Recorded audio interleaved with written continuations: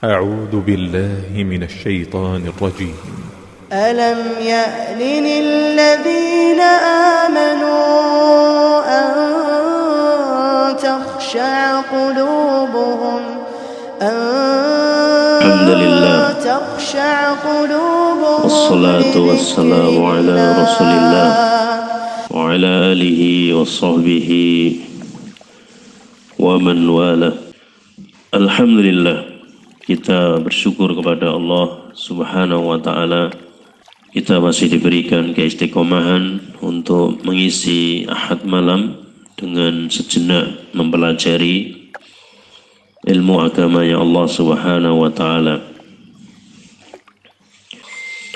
Kita akan melanjutkan ilmu yang telah kemarin kita pelajari, yaitu ilmu adab. Kemarin telah kita jelaskan pengertian adab, keutamaan adab, kedudukan adab dalam Al-Quran, dalam As-Sunnah, dalam hadis-hadis Rasulullah SAW. Maka di malam ini kita akan memulai untuk mempelajari adab-adab keseharian. Insya Allah nanti kita mulai dari adab pendidikan anak. Adab dalam pendidikan anak-anak kita. Kita masuk sekarang kepada adab tarbiyatul aulad, adab pendidikan anak. Kata para ulama, anak-anak adalah sesungguhnya termasuk dari usaha orang tuanya.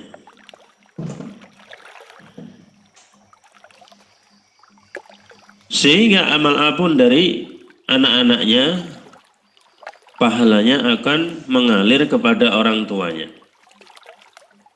Jadi kalau seorang anak beramal, orang tuanya kebagian. Nah,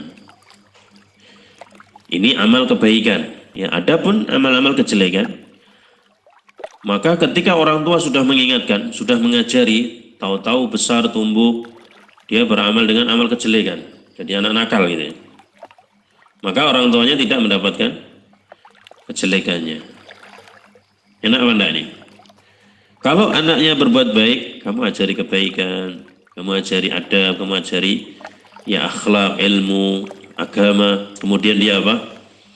Tumbuh besar, beramal dengan ilmu tersebut, maka pahalanya mengalir kepada orang tuanya. Akan tapi pada satu sisi ketika ya, anak-anak kita ajari dengan ilmu-ilmu agama, tahu-tahu kok nakal ketika sudah tumbuh dewasa. Ya, maka apa? Orang tuanya tidak mendapatkan dosa. Ya, dosanya ditanggung anak tersebut. Ini ajaran Islam. Ya. Kesimpulannya seperti itu. Oleh sebab itu, fa in kanu salihin intafa'a bihim fid dunya wal akhirah. Kalau anak itu menjadi anak yang soleh, maka akan bermanfaat buat orang tuanya di dunia dan di akhirat. Ya. Bahkan dijelaskan harta yang paling bermanfaat buat orang tua itu bukan mobil, bukan tanah yang luas, bukan bangunan rumah yang bagus. Tapi apa? Anak ternyata. Ibu melahirkan, mengandung anaknya selama 9 bulan. Ya, sampai begitu payahnya disebutkan. Wahnan ala wahnin, dalam keadaan payah. Antum kalau menemani istri antum lagi melahirkan, bagaimana bertaruh ya dirinya dengan nyawanya. Demi siapa? Melahirkan anaknya. Ini menunjukkan apa? Al-walad ra'su malina. Anak-anak itu adalah kepalanya harta-harta kita. Orang pengen nyekolahkan anaknya, jual hartanya. Ya. Ingin mendapatkan apa? Kebaikan, anaknya sembuh, jual ya hartanya. Ya. Padahal anak adalah segalanya. Maka dijelaskan bahwasanya ar-rijal qawwamuna 'alan nisa. Pemimpin bagi para perempuan dan anak-anak itu adalah laki. Lelaki itu pemimpin mereka. Disebutkan oleh hadis Rasulullah SAW bahwasanya kulukum ra'in wa kulukum mas'ulun an ra'iyati. Setiap kalian adalah pemimpin yang akan dimintai pertanggungjawaban dari apa yang kalian pimpin. Sehingga kalau kita mencetak anak-anak kita menjadi anak-anak yang soleh solihah, intafa'a bihim fid dunya wal akhirah, akan memberikan manfaat bagi kita dunia dan di akhirat. Iya. Syukur kita punya anak yang sukses agamanya, sukses dunianya, langsung bisa dinikmati. Ya nggak Pak? Butuh dunia tinggal telepon anaknya, butuh akhirat sudah ngalir sendiri pahalanya. Anaknya sholat dia dapat pahala sholat, anaknya haji dia dapat pahala haji, anaknya berbuat baik dia dapat kebaikan. Maka orang tua wajib bersungguh-sungguh untuk yakni mendidik anak-anak mereka, ya, mendidik anak-anak mereka. Nah, ketika orang tua meremehkan dalam membimbing dan mendidik anak mereka, maka keluarga tersebut akan menjadi merugi di dunia dan di akhirat. Ini afidina azalullah, karena dijelaskan ya, setiap kita tadi pemimpin, pengembala akan dimintai pertanggungjawaban dari apa yang kita pimpin. Nah, dan ketika seorang anak Adam meninggal, terputus seluruh amalnya. Idza mata ibnu Adam inqata amaluhu illa min salasa. Ketika anak Adam meninggal, terputus seluruh amalnya kecuali 3 perkara. Di antaranya adalah walidin sholihin yad'ulah, yaitu anak yang soleh yang terus mendoakannya. Dia beramal soleh, dia mendoakan orang tuanya. Dia beramal soleh, mendoakan orang tuanya. Pahalanya ngalir terus untuk orang tuanya. Nah, maka apa? Kalau kita ingin memiliki anak-anak yang soleh soleha, maka diantaranya harus kita mulai untuk mempelajari apa yang bisa menunjang terbentuknya anak-anak yang soleh dan solehah. Kita akan bahas satu saja di malam ini. Yang pertama yaitu husnul ikhtiyar az-zawjah fil asli. Yang harus dipersiapkan ketika mendidik anak adalah memilih istri yang solehah. Memilih apa? Istri yang solehah. Kalau yang sudah nikah, milih lagi atau memperbaiki? Apa diganti? Katanya hijau, kata Pak. Ya, itu bercanda. Kalau dia mau nikah, pertama bujang, maka apa yang dipilih? Istri yang solihah. Ya, Rasulullah SAW bersabda, nikahi wanita karena 4 hal. Ya, wali maliha, karena hartanya. Ini kalau ada calon anaknya orang kaya udah masuk. Yang kedua, wali jamaliha, karena cantiknya. Sudah kaya cantik, ya kan? Yang ketiga, wali nasabiha, karena apa? Nasabnya. Yang keempat, wali diniha, karena agamanya. Ya, maka Rasul menganjurkan utamakan agamanya agar tidak celaka, ya, agar bahagia. Menunjukkan kedudukan iman dengan kecantikan tidak ada artinya, ya. Karena apa? Innallaha la yanzuru ila ajsamikum wala suwarikum, walakin yanzuru ila qulubikum wa amalikum. Allah tidak melihat jasadmu, rupamu. Mau kamu pendek, mau kamu hitam, ya, mau kamu keriting, mau kamu bentuk rambutnya lurus, Allah tidak peduli. Tapi yang dilihat apa? Hati dan amal perbuatannya. Ya ayuhan nas inna khalaqnakum min dzakari wa unsa wa ja'alnakum syu'uban wa qabaila lita'arafu inna akramakum indallahi atqakum. Wahai manusia, sungguhnya kami telah menciptakan kalian laki-laki perempuan bersuku-suku berbangsa-bangsa agar kalian saling mengenal. Dijelaskan di situ yang paling mulia di antara kalian yang paling bertakwa. Sehingga ketika memilih istri pun Kalau ingin memiliki anak-anak yang soleh, ini diajarkan di dalam agama kita. Ya, tapi kan sudah terlanjur, Ustaz. Sudah terlanjur milih istri. Istrinya bandel lagi ini. Istrinya susah diatur. Ya, setiap pulang itu dicelatu. Kalau enggak dipadu. Pokoknya serba susah.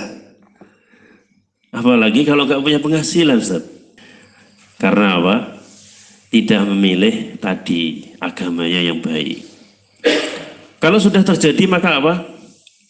Dinasehati, dikenalkan kepada ilmu Islam, diberikan pemahaman yang baik dengan cara yang baik, dengan cara yang santun, yang hikmah, supaya apa? Menjadi istri yang solehah. Bagaimana caranya menjadi istri yang solehah?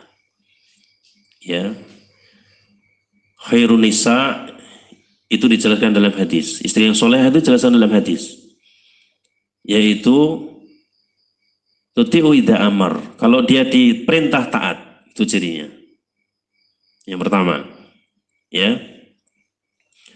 Kemudian enak dipandang. Enak dipandang yang kedua. Yang ketiga, tidak banyak menyelisih urusan suaminya. Nah, kalau udah punya istri ini, alamatus sa'adah. Apa? Alamat bahagia uripmu. Bahagia hidupmu. Punya istri kalau diperintah taat, kemudian kalau dipandang menyenangkan, pokoknya nggak pernah nyelisih suaminya dalam urusan ya dirinya dan hartanya. Suatu kenikmatan. Dalam hadis yang lain dijelaskan istri yang solehah yang dijamin surga, itu dijelaskan apa? Yaitu ketika dia sholat 5 waktu. Idza sholat imro'ah khomsaha, yang pertama. Wasomat syahroha, puasa Ramadan. Lihat istrimu, mau sholat enggak? Puasa enggak? Kemudian wa ta'at zaujaha, yang nomor 3, mentaati suaminya. Ya, dalam hal yang ma'ruf ya.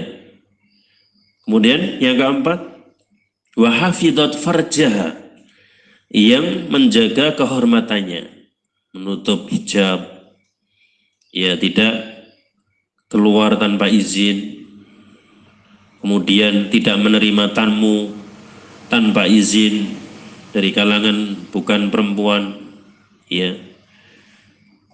Ini 4 hal termasuk ciri-ciri wanita yang solehah. Sampai kata Rasulullah SAW, ya, dijelaskan, kilalah, katakan kepada orang-orang atau istri-istri seperti ini, kilalah, katakan kepada mereka, udkhulil jannata min ayyi abwabi syi'ti, ya, masuklah ke dalam surga dari pintu manapun. Kalau istrimu sudah punya 4 ini loh. Makanya ngajarkan kita atau kita mengajari istri kita itu dari 4 ini termasuk. Apa itu? Ajari sholat, ajari puasa, ajari untuk terus kamu taat kepada suamimu. Karena disebutkan az-zawj jannatuki wa naruki. Suamimu itu jannahmu atau nerakamu. Kalau taat berarti jannah dalam kebaikan ya. Kalau dia membangkang bisa jadi neraka. Nah, kemudian apa? Dilatih untuk berhijab, berjilbab, menutup aurat. Ini kewajiban suami. Sampai dijelaskan nanti suami-suami yang tidak mau menegur istrinya itu la yadkhulul jannah, tidak akan masuk surga. Dayut, seorang suami yang tidak cemburu pada istrinya, dibiarkan itu saja. Ya, gitu. Ini kewajiban para istri. Kalau kita ingin mendapatkan anak-anak yang soleh, solihah. Baik. Sesungguhnya istri adalah calon ibu bagi anak-anak kita. Jika istri kita adalah perempuan yang solehah, maka akan tumbuh di tengah kita anak-anak yang soleh dan solehah. Dan sebaliknya. Nah, maka disebutkan apa? Buah itu tidak akan jauh dari induknya atau pohonnya. Nah, maka apa? Ketika seorang ibu ini adalah ibu yang solehah, di antaranya banyak contoh-contoh para pendahulu kita yang soleh, ibu yang solehah, melahirkan anak-anak yang soleh solehah, bahkan ulama, orang-orang yang alim, orang-orang yang menjadi wali-wali Allah Subhanahu wa taala karena ibunya punya komitmen yang baik terhadap agama. Ya. Ibunya adalah seorang yang qanitah, seorang yang lurus. Nah, seorang yang taat kepada Allah Subhanahu wa taala. Salihah. Ya. Ini afidana asakumullah. Maka seyogyanya bagi para lelaki untuk mencari perempuan yang solehah sebagai ibu bagi anak-anaknya. Yang sudah beristri masih ada masalah, didik dengan cara yang diajarkan Rasulullah SAW untuk mendidiknya menjadi istri-istri yang solehah. Memberikan pengajaran kepada mereka taklim ilmu agama yang kuat. Ya, jangan hanya dikasih dunia aja. Karena dijelaskan apa? Para istri itu khuliqat min dil'in, dari tulang rusuk diciptakan. Kalau kamu biarkan pasti bengkok. Ya kamu nasihati bengkok. Sering kamu nasihati kamu pasti dicerca. Ya baru gini dikit kamu nasihati, gini dikit kamu nasihati. Katakan oleh istrimu, didik nasihat tuh mas, ya, gitu. Malah kamu yang dinasihati kan. Maka apa? Ada waktunya. Ya, caranya pun ada dengan hikmah. Hikmah itu dengan meletakkan sesuatu pada tempat dan waktunya. Karena dia makhluk yang bengkok, maka apa? Ketika salah dinasihati dengan cara yang lemah lembut. Ya, jangan dengan cara yang keras. Nanti kasartah, bisa mematahkan. Ya, ketika dia lurus, antum beri semangat. Seperti itu. Dan tutupi aib-aibnya. Jadi kalau ada kekurangan wajar. Kok istri saya nggak seperti model? Ya, kamu aja nggak seperti model, minta istri kayak model. Iya. Kok istri saya nggak solehah dari dulu? Lah kamu sendiri yang nggak soleh kok minta istri yang solehah. Gitu. Maka apa? Kalau ada kekurangan pada istrimu, maka tutupi.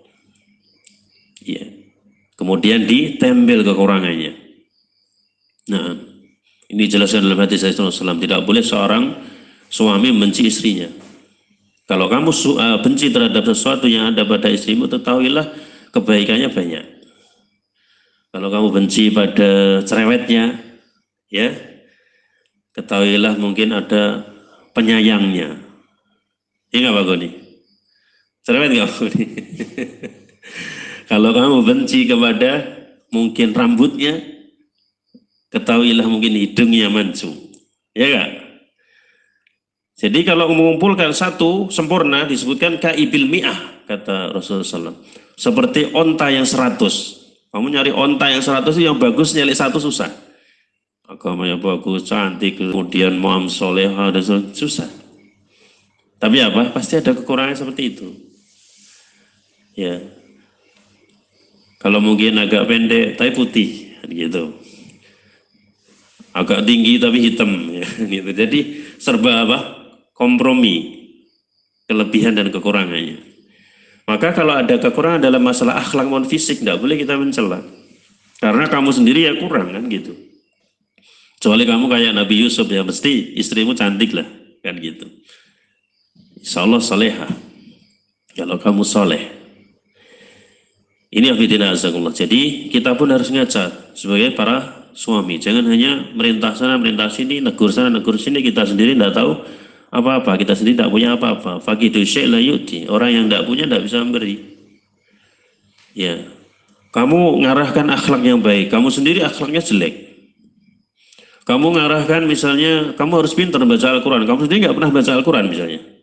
Kamu ngarahkan sholat. Kamu sendiri sholatnya tidak sungguh-sungguh, malas. Ya, seperti ini harus dipelajari. Maka kita mengajari istri-istri kita dengan ajaran pondasi Islam untuk menghasilkan keturunan yang soleh. Jangan mengutamakan nilai-nilai yang lain. Kalau kaya, cantik, keturunannya orang-orang yang soleh, solehah misalnya, nasabnya baik, ini belakangan. Yang penting agamanya baik. Wa qala syair, berkata seorang penyair, al-ummu madrasatun idza a'tadaha a'tada sya'ban thayyiban al-a'raq. Ibu itu adalah sekolahan. Jika kamu menyiapkan sekolahan tersebut dengan baik, ya, maka hakikatnya kamu mempersiapkan generasi yang baik. Biidnillahi ta'ala. Nah, itu insyaallah yang bisa kita pelajari malam ini, sedikit-sedikit lebih baik dan kita bisa memahaminya. Kita akhiri yang benar dari Allah Subhanahu wa taala, yang salah dari ana yang dhaif. Subhanakallahumma bihamdika asyhadu an la ilaha illa anta astaghfiruka wa atubu ilaik. Assalamualaikum warahmatullahi wabarakatuh. اعلموا أنما الحياة الدنيا لعب وله وزينة وتفاخر بينكم وتكاثر في الأموال والأولاد كمثل غيث أعجب الكفار نباته ثم يهيج فتراه مصفرا ثم يكون حطاما وفي الآخرة عذاب شديد